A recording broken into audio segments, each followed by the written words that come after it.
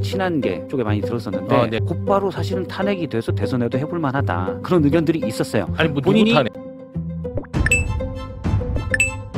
02-800-7070 진실이 밝혀지기 일보 직전입니다. 이게 중요한 이유가 있습니다. 02-800-7070 번호에 윤석열 폰으로 전화한 기록이 없으면 빼박 윤석열 아닙니까? 이거 중요합니다. 최혜병 사건 수사 외압 의혹을 조사하는 공수처가 대통령실의 한 내선 번호의 통신 기록을 2달치가량 확보한 것으로 확인됐습니다. 이른바 VIP 경로설의 날짜로 지목된 지난해 7월 31일 당시 이종섭 국방장관과 3분 가까이 통화를 했었던 바로 그 번호입니다.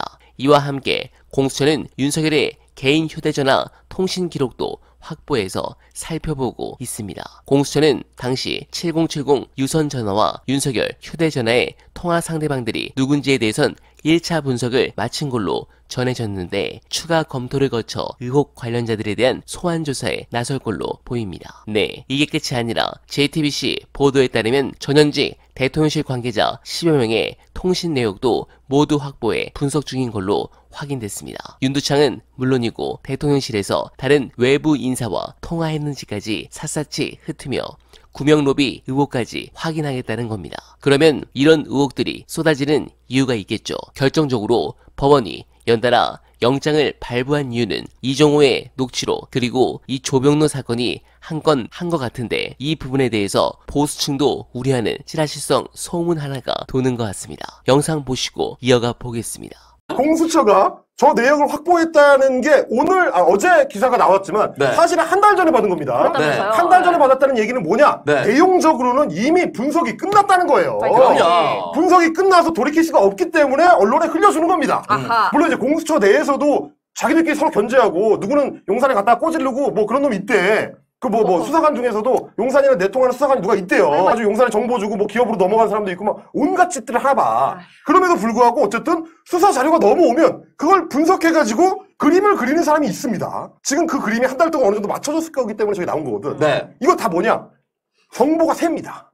이건 무조건 셀 수밖에 없어요. 권력의 이완이에요. 내가 터뜨리고 싶어도 터뜨릴 수 없으면 어떻게 합니까? 제가 몇 번 말씀드렸죠. 남천동에서 지훈 형이나 이런 사람한테 쓱 이렇게 혼잣말 하면 소문이 나 있어요. 네, 아무래도 파장이 커질 것 같은데 이 부분으로 민주당은 계속 몰아칠 대상이 있습니다.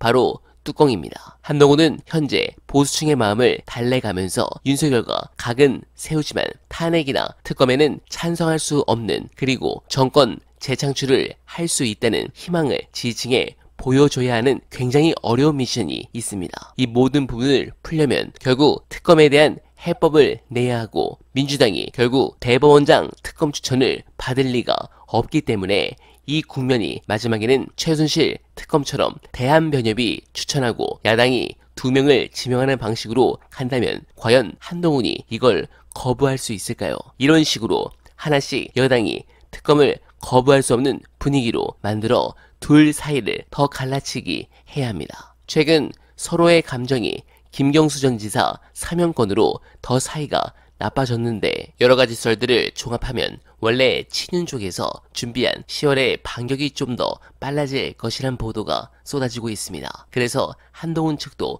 심지어 탄핵당해도 상관없는데 이러고 있는 상황 아주 좋습니다. 이걸 바탕으로 좀 더 확실하게 민주당이 그 틈을 파고들어 성과를 내주길 간절하게 바라며 어날바는 오늘도 최선을 다하겠습니다. 여러분 고맙습니다.